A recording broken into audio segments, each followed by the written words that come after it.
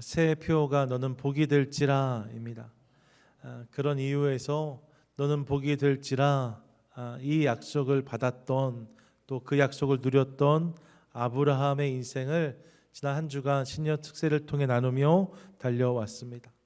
그가 어떤 사람이었기에, 그가 어떤 인생을 살았기에 주님이 이런 말씀을 주셨고, 어떻게 그의 삶 가운데 이 약속이 이루어지는가를 살피면서 달려온 거지요. 사실 오늘이 마지막 시간이라고 할 수 있는데, 한 주간 만났던 아브라함의 삶을 기억하시면서 올 한 해도 우리가 그런 모습으로, 또 그런 믿음으로 승리할 수 있기를 원해요. 아브라함에 대한 이야기, 오늘 이제 마지막 시간 함께 나누려고 하는데요. 한 주간 우리가 아브라함에 대해서 깊이 살피며 달려왔는데, 여러분, 그렇게 만났던 아브라함을 우리가 어떤 사람이라고 평가할 수 있을까? 아브라함을 뭐의 사람이라고 우리가 말할 수 있을까요? 누가 뭐라고 해도 아브라함은 믿음의 사람이었습니다. 한번 따라 하시죠. 믿음의 사람, 믿음의 사람.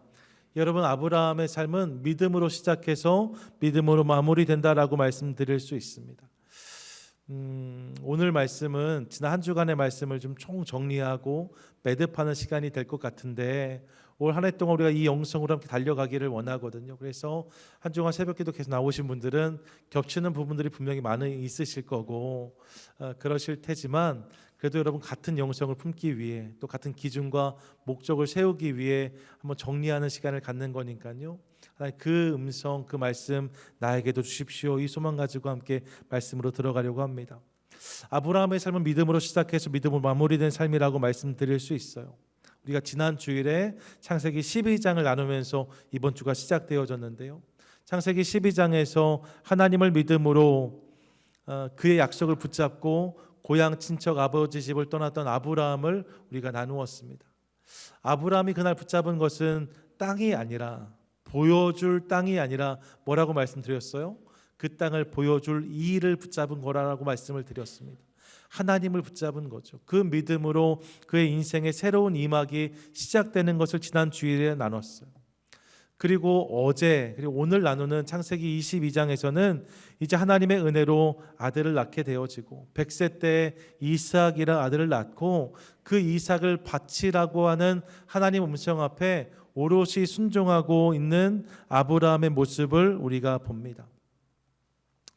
그렇게 믿음으로 시작해서 믿음의 결단과 순종을 보이는 모습까지가 아브라함의 삶이라고 할 수 있는 거죠.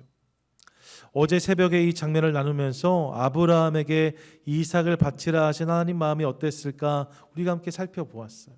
하나님께서 너무나 귀한 아들인데 그 이삭을 바치라고 하신 다음에 바쳐 하고 문 닫고 들어가신 게 아니라고 말씀을 드렸습니다. 아브라함에게 이 이야기가 얼마나 어려운 것일까, 얼마나 힘든 일인가를 생각하시면서 노심초사 아브라함을 바라보셨던 하나님, 그 산 건너편에서 순양을 몰고 오신 하나님에 대해서 함께 나누었어요. 어제 말씀이었고, 오늘은 아브라함의 입장에서 이 장면을 생각해 보려고 합니다. 여러분, 이삭이 그냥 아들이 아니잖아요.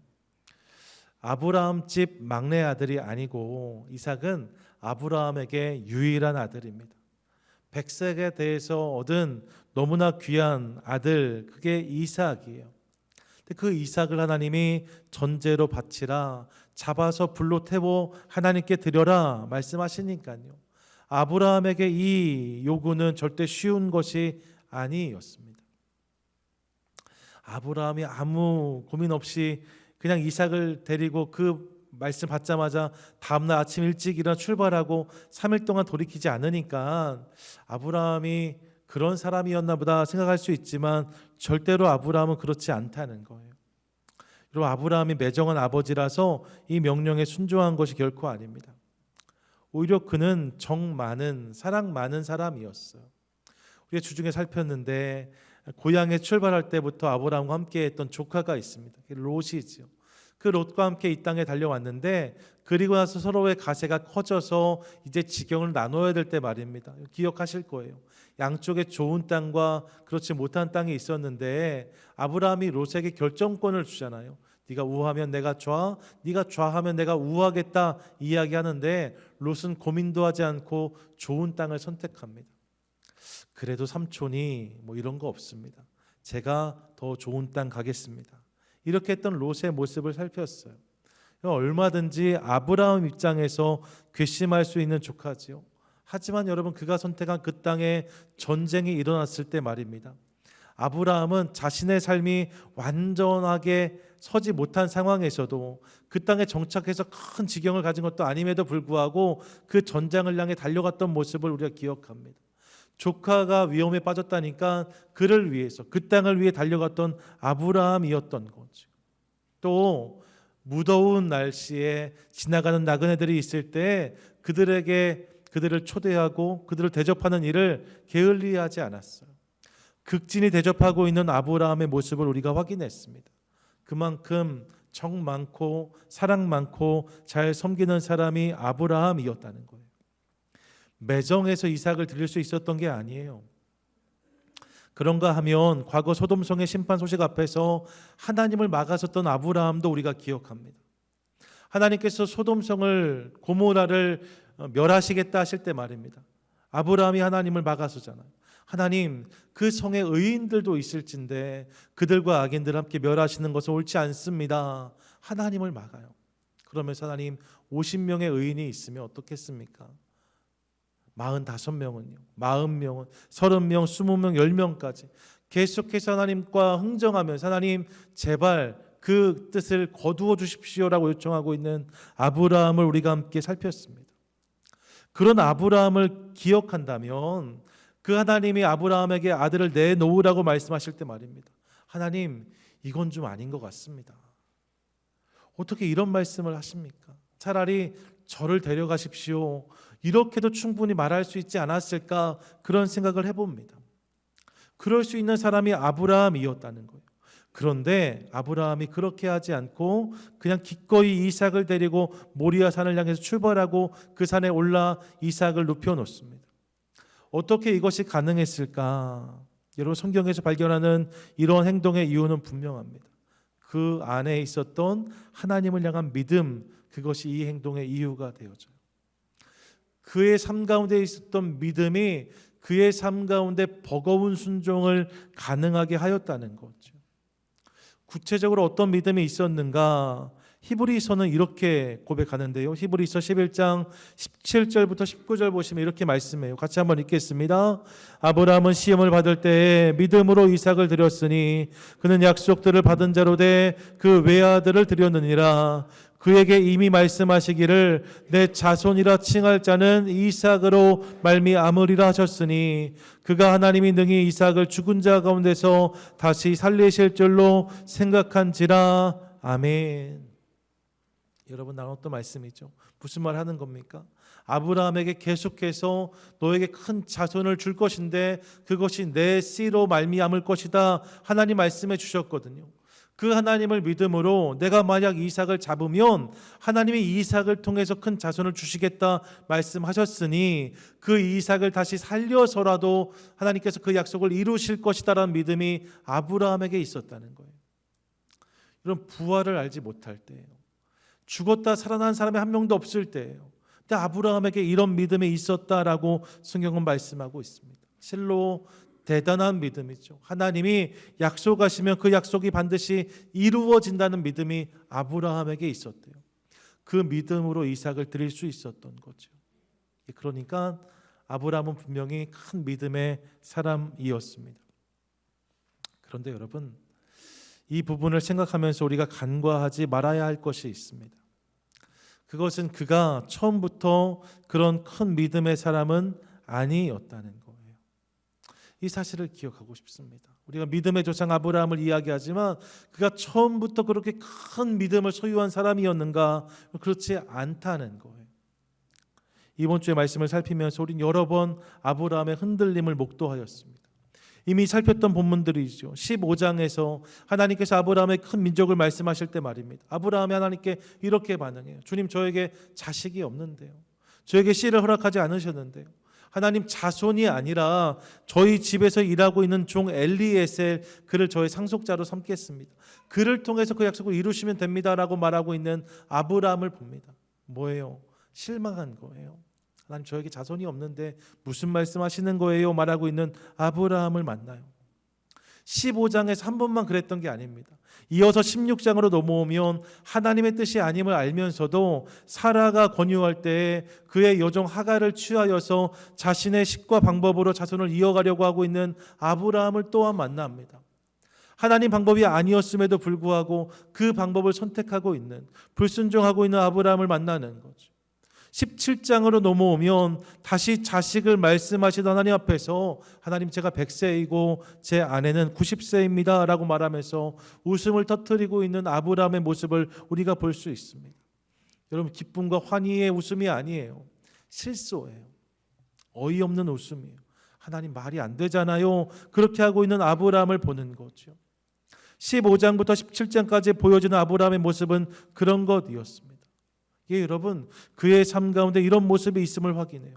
의심하고 실망하고 하나님께 서운해하기도 하고 때론 불순종하고 믿음 없는 단정을 보여주기도 합니다. 그런 연약함이 아브라함에게도 있었다는 거예요. 기다림의 시간 속에 지치기도 하고 침묵의 시간 속에서 불안해하고 조급해하는 모습을 우리가 확인합니다. 예, 여러분, 아브라함이 처음부터 큰 믿음의 사람이었던 것은 아니래요. 그의 삶 가운데 이런 연약함과 부족함도 분명히 있었답니다. 성경은 그런 아브라함을 우리에게 그대로 보여주고 있어요. 이런 아브라함의 연약함을 확인하면서 우리가 깨닫는 중요한 사실이 한 가지 있죠. 그것은 이것입니다. 우리가 아브라함의 믿음을 생각할 때 말입니다. 우리는 마치 그의 믿음이 처음부터 그랬던 것처럼 생각하는 면이 있어요. 태어날 때부터 선천적으로 아브라함은 믿음이 큰 사람이었나 보다, 이런 오해를 하는 거죠. 하지만 여러분, 그렇지 않대요. 아브라함도 흔들렸답니다. 아브라함도 넘어졌대요. 아브라함의 믿음이 처음부터 그랬던 것이 아니라는 거예요. 그런데 그런 흔들림 속에서 그를 붙잡고 그의 믿음을 자라게 하신 분이 계신 것을 우리가 확인해요. 그분이 누구십니까? 그분이 하나님이세요. 힘들고 어려운 때도 있었어요. 하지만 아브라함이 잘한 거 하나 있죠. 그것은 그가 갈대아 우르로 돌아가지 않은 거예요. 그럼에도 불구하고 실망스럽고 어려울 때도 있지만 그 땅을 떠나지 않고 그 자리를 지킨 거죠. 그랬더니 하나님이 그런 그를 찾아오시고 그런 그를 격려하시고 빚으심으로 점점 더 그의 믿음을 자라게 하시는 것을 우리가 깨닫습니다. 여러분, 아브라함의 믿음이 태어날 때부터 크게 주어진 믿음이 아니라 그의 삶 가운데 하나님을 경험하고 깨달음으로 크게 자라난 믿음, 크게 빚어진 믿음이란 사실을 깨달아요. 아브라함의 믿음은 하나님 안에서 자란 믿음인 거라는 거지요. 앞서 하나님 앞에서 거듭 흔들리는 믿음을 보여주는 아브라함을 보았는데, 그렇게 거듭 흔들리고 있는 아브라함의 모습, 그 장면 속에서 우리가 동일하게 발견하는 또 한 가지의 반복이 있습니다. 그게 무엇인가? 하나님의 개입이에요. 하나님은 그런 그에게 오셔서 거듭하여 그를 격려하시고 위로하시고 다시 약속을 기억하게 하십니다. 창세기 12장 7절에 보시면 여호와께서 아브라함에게 나타나 이르시되 내가 이 땅을 내 자손에게 주리라 라고 말씀하세요. 내 자손을 말씀하십니다. 13장 16절 가시면 내가 내 자손을 땅에 티끌같게 하리니 사람들이 내 자손을 셀 수 없을 것이다 라고 말해요. 15장 5절로 넘어가면 하늘의 별을 보여주시면서 뭇별처럼 수많은 자손을 너에게 주겠다 또한 말씀하십니다. 17장 19절로 넘어가면 내 아내 사라에게 아들을 낳게 하겠다, 그를 통해서 후손이 이어지게 하겠다 말씀하시는 주님을 봅니다. 뭐예요? 거듭해서 그를 찾아오셔서 그에게 말씀하시는 하나님을 깨닫는 거예요. 아브라함이 처음 약속을 붙잡고 출발할 때 말입니다. 그때 하나님이 딱 한 번만 얘기할 거다. 너 이거 믿으면 좋고 안 믿으면 끝이야. 이렇게 하신 게 아니라는 거예요. 그가 시작할 때 그를 부르셨던 하나님께서는 계속해서 그의 삶에 찾아오셔서 그에게 말씀하세요. 약속을 주세요. 격려하세요. 그의 믿음을 더 커지게 만들어주세요. 내가 그렇게 하겠다. 내가 그렇게 하겠다. 내가 꼭 너의 삶 가운데 그런 은혜를 주겠다 말씀하시는 주님을 보는 거죠. 예, 이 과정을 통해서 아브라함의 믿음이 크게 빚어지고 있는 것을 깨닫습니다. 하나님이 그런 분이시라는 거예요. 하나님께서 아브라함의 삶에 거듭 찾아오심으로 그의 믿음이 커진 것을 보는 거죠. 여러분, 이를 통해 우리는 아브라함의 믿음이 그의 결단과 결심의 결과가 아님을 깨닫습니다. 아브라함이 결단하고 아브라함이 결심해서 그의 믿음이 커진 게 아니에요. 오히려 그는 흔들리고 실망하는 모습을 더 많이 보여주었습니다. 하지만 그럼에도 한 가지, 그가 하나님 앞에서 떠나지 않고 그 자리에 서 있을 때 하나님이 그런 그를 붙잡아 주시고 다시 세워주심으로 큰 믿음의 사람이 되게 하신 것을 우리가 보는 거죠. 그리고 그 결과로 그는 하나님이 부어주시는 복을 받아 누리게 되고 그 복이 흘러서 복이 되는 인생이 되었다라고 성경은 말씀하고 있습니다. 이 사실을 기억하고 싶습니다. 아브라함이 처음부터 큰 믿음의 사람이 아니었다. 연약함도 있었는데, 부족함도 있었는데 하나님이 그런 그를 빚으셔서 결국 그런 인생이 되게 하셨다. 이것이 아브라함의 삶을 살펴본 우리의 결론인 거죠. 저는 우리에게도 동일한 은혜가 있게 되기를 간절히 소망합니다. 소망합니다. 아멘. 여러분, 우리에게도 그런 연약함이 있을 수 있습니다. 더 잘 믿고 더 잘 붙들고 흔들리지 않기를 원하지만 하지만 여러분, 우리 안에 있는 연약함이 있어요. 때론 의심이 찾아오고 때론 실망하게 되고 서운하고 섭섭해하고 불순종을 택하기가 쉽고 불가능을 단정하는 모습이 우리 가운데 얼마든지 있을 수 있습니다. 믿음의 여정, 신앙의 경로 속에서 하나님을 꼭 붙잡고 계속 따라가기 원하지만 흔들리는 우리의 모습을 발견할 때가 있다는 거예요. 하나님의 약속을 온전히 붙잡기보다는 다른 것들을 먼저 붙잡는 모습이 우리 가운데 있을 수 있습니다. 혹은 하나님을 붙잡는다 하지만 이것저것 다 붙잡고 주님 도 붙잡는 그런 모습이 우리 가운데 있을 수 있어요. 여러분, 그런 연약함이 우리 가운데도 있는 거죠. 하지만 여러분, 그럼에도 불구하고 하나님 안에서 이 씨름을 계속 감당해 갈 때 주님은 그런 우리 인생 가운데 시시때때로 찾아오셔서 말씀도 하시고 격려도 주시고 때로는 여시고 때로는 닫으시고 그렇게 당신을 깨닫게 하심으로 당신을 향한 경험과 기억을 우리 삶 가운데 쌓아주시고 이를 통해서 우리 모두를 더 큰 믿음의 사람으로 빚어주실 줄 믿습니다. 우리는 연약하지만 주님이 그 일 하시는 거죠. 그러므로 올 한 해 이 은혜를 기대하며 주님을 계속 바라보는 것을 통하여서 여러분, 내 결단과 내 결심이 아니라 하나님의 은혜로 내 믿음이 더 커지고 내 믿음이 더 강해지는 놀라운 은혜를 경험하는 저와 여러분 우리 모두가 되시기를 축복합니다. 아멘. 자, 이것이 아브라함을 통해 주시는 하나님의 메시지이죠. 이 메시지를 나누며 일주일을 달려왔어요. 그리고 정말 그렇게 살아가기 위해 이제 끝으로 기억해야 될 한 가지를 오늘 본문을 통해 성경은 우리에게 말씀하고 있습니다. 창세기 22장 전체를 보시면 가장 앞부분에 이삭을 바치라 말씀하시고 아브라함이 그 결단을 드리고 그래서 너의 믿음을 확인했다 말씀하시는 하나님이 소개되는데 그렇게 본문이 이어진 다음에 16, 17, 18절 보시면 하나님이 그런 아브라함을 확인하시고서 이렇게 말씀하세요.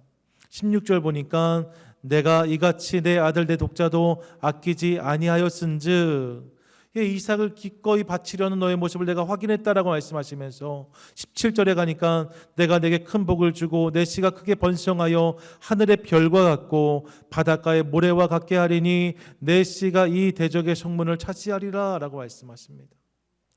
내 자손을 정말 많아지게 하겠다, 내가 그런 복을 주겠다 말씀하시는 거예요. 18절도 보면 내 씨로 말미암아 천하 만민이 복을 받으리니 라고 말씀하십니다. 아브라함의 자손을 통하여서 천하 만민이 복을 받는 놀라운 역사를 이루어 주시겠다 말씀하시는 거예요. 아브라함의 인생에 그의 믿음을 빚으신 하나님께서 아브라함이 이제 정말로 하나님을 온전히 믿는 그런 믿음의 사람이 된 것을 보시고 정말로 내 삶 가운데 더 큰 복, 더 큰 역사를 열어주겠다 말씀하시는 거죠. 정말로 귀한 약속과 귀한 축복입니다. 그렇게 아브라함의 삶 가운데 복을 선포하시는 것이 16, 17, 18절에 기록되고 있어요. 제 생각에는 이렇게 하고 아브라함의 이야기가 다 끝나면 좋을 것 같아요. 22장까지가 아브라함 인생의 이제 절정이고요. 뒤에 아브라함이 조금 더 등장하는데 뒤에 나오는 아브라함은 사실 이삭과 연결된 모습이에요. 그래서 이삭을 축복하고 그의 배우자를 찾아주고 뭐 이런 모습들이 등장하거든요. 그러니까 인생의 주 무대는 22장까지고 이렇게 마무리가 되면 딱 좋을 것 같습니다. 아브라함이 연약했지만 주님 믿고 잘 걸어서 큰 믿음의 사람이 되었고 하나님이 이런 복을 약속하셨다. 여기까지가 22장이면 얼마나 좋겠어요. 그런데 말입니다. 본문을 보시면 이런 축복의 약속이 선포된 다음에 그 다음에 이어지는 본문이 있습니다. 19절 이하의 본문이죠. 근데 이 내용이 조금 생뚱맞아요. 아브라함이 브엘세바로 돌아갔다 말씀한 다음에 20절 보시면 아브라함에게 한 사람이 와서 고향의 소식을 전하고 있는 것을 우리가 봅니다. 이것이 아브라함에 대한 이야기가 마무리된 자리에서 보여주는 본문이에요. 내용이 어떤 것입니까? 고향 형제의 소식 중에 특별히 나홀에 대한 소식을 전했다라고 어떤 사람이 아브라함에게 와서 2일 후에 하나님의 큰 약속을 받은 다음에 와서 나홀의 소식을 전했다고 합니다. 여러분 나홀이 누구예요? 창세기 11장 26절 보면 이렇게 기록하는데 함께 읽습니다. 시작. 데라는 70세에 아브라함과 나홀과 하란을 낳았더라. 아멘. 여러분 나홀이 누구예요? 아브라함의 형제입니다. 아브라함의 형제였는데 그가 지금 갈대아 우르에서 살고 있는 거죠. 그 땅에서 살고 있는 거예요. 아브라함의 고향에서 살고 있는 거예요. 근데 그의 소식이 전해진 겁니다. 아브라함이 하나님을 붙잡고 고향 친척 아버지 집을 떠날 때 말입니다. 그 모습을 기억한다면 나홀은 함께 떠나지 않았던 사람이라고 말씀드릴 수 있어요. 하나님 대신 그 땅을 선택하고 그곳에 남아있던 사람, 그가 나홀입니다. 아브라함과 나홀의 구도는 그런 거예요. 아브라함이 믿음의 사람이라면 나홀은 불신앙의 사람이라고 말씀드릴 수 있고, 아브라함이 하나님을 선택함으로 하나님이 보여줄 땅을 향해 출발했다면 나홀은 세상을 선택함으로 지금 자기가 누리는 땅에 머문 사람이라고 말씀드릴 수 있습니다. 근데 그의 소식이 들려온 거죠. 여러분 어떤 소식이었을까요? 우리가 기대하는 건 이런 거예요. 아브라함이 지금까지 믿음의 여정을 잘 감당했으니까요. 아브라함은 너무 잘 됐는데 나홀은 그 땅에서 너무 고생한다고 하더라. 아브라함은 큰 복을 받았는데 나홀은 좀 안 됐다고 하더라. 이런 이야기 들으면 하나님 믿을만하다 이런 생각 들지 않겠습니까? 우리가 그런 것들을 기대하잖아요. 근데 여러분 본문의 내용은 그렇지가 않아요. 아브라함이 고향을 떠나 한참을 기다려서 100세가 되었을 때에 간신히 독자 이삭을 얻은 때였는데 그 아브라함에게 들려진 나홀의 소식은 무엇이냐? 본문이 말하는 내용은 이것이에요.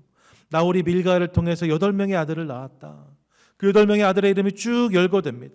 그리고 나서 첩도 있었는데 르우마를 통해서 4명의 아들을 더 낳았다라고 기록합니다. 지금 나홀의 아들이 몇 명이에요? 감사해요. 8 더하기 4시니까 12명이잖아요. 아들이 12명이나 된다는 거예요. 12, 12가 완전수라는 것을 상기한다면 나홀이 그만큼 번성하여서 큰 가문을 이루게 되었다는 소식이라고 말씀드릴 수 있어요. 아들이 12이나 되었대요. 아들만 있겠습니까? 손주들도 있을 거예요. 꽤 그럴듯한 가문과 가정으로 세워지게 된 거죠.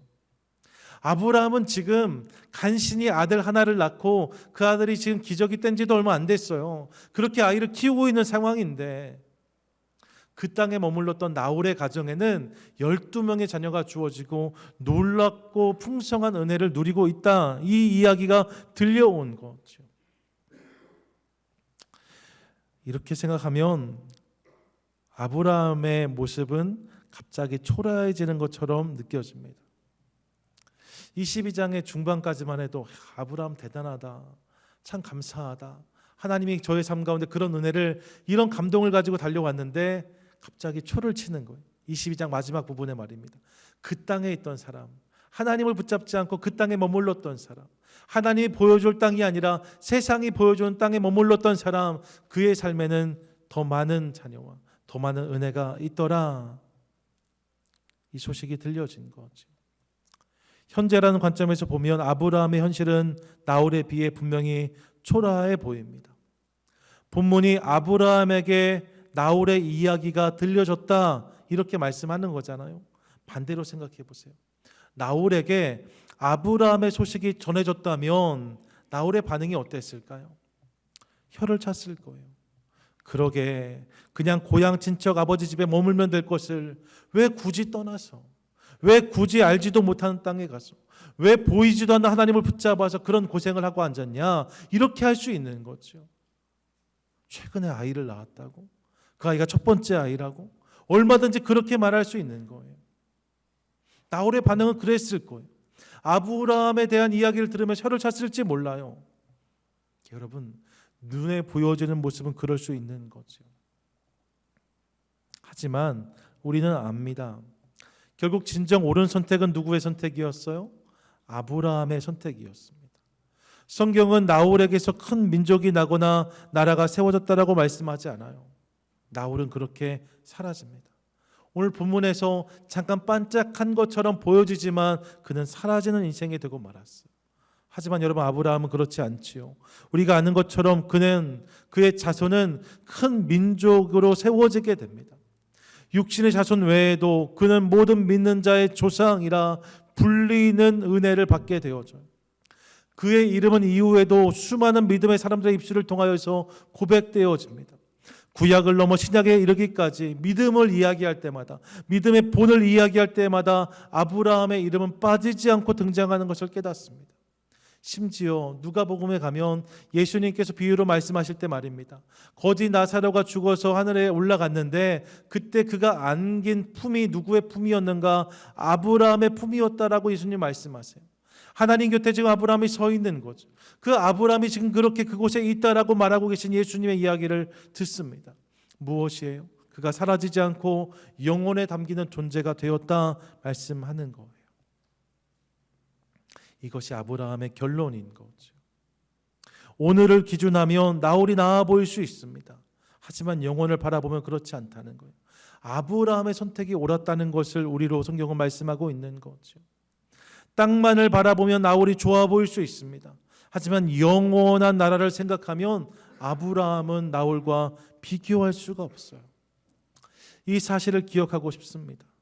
믿음으로 한 해를 시작하고 걷기 시작했는데 여러분, 올 한 해 동안 우리가 여러 가지 일들을 경험할 수 있어요. 그런데 그 일들 중에 말입니다, 좋고 열리고 풀리고 승리하는 일들도 분명히 있겠지만 그렇지 못한 순간들이 있을 수 있습니다.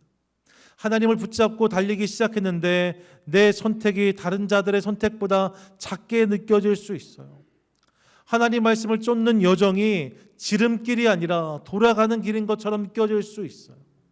하나님 때문에 내가 덕을 보기보다 손해보는 것처럼 느껴지는 일들이 있을 수 있습니다. 여러분, 당장만 보면, 눈으로 보면 그럴 수 있다는 거예요. 하지만 여러분, 그렇지 않음을 기억하십시오. 결국 하나님의 역사는 나홀의 때가 아니라 하나님의 때에 담기는 것을 우리가 깨닫습니다. 나홀은 사라지지만 아브라함은 영원히 살았다라고 말씀해요. 나홀은 땅의 것을 얻었지만 아브라함은 영원한 나라를 누리게 되었다라고 성경은 말씀합니다. 조금만 멀리 보면 승자가 누구인지를 분명히 알 수 있는 거죠. 이 사실을 기억하며 올 한 해 믿음의 경주를 감당하도록 하겠습니다.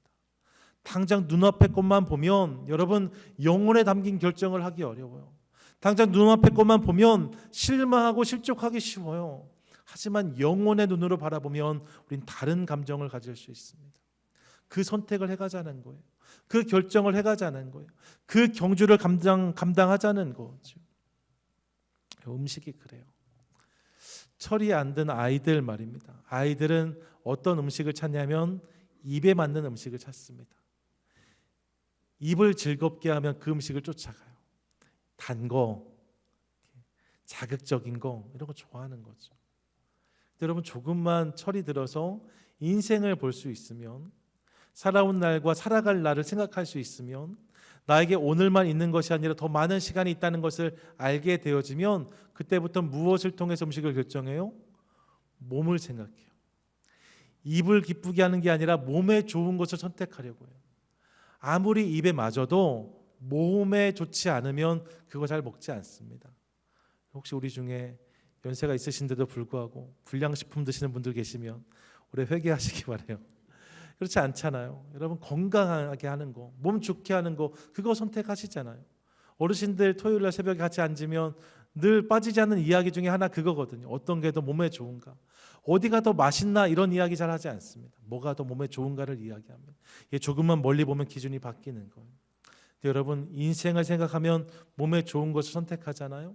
조금만 더 멀리 봐서 우리의 영혼을 바라볼 수 있다면, 우리의 영혼을 바라볼 수 있다면 이제 몸을 좋게 하는 것을 넘어서 우리의 영혼을 살찌게 하는 것들을 우리가 선택할 수 있을 줄 믿습니다.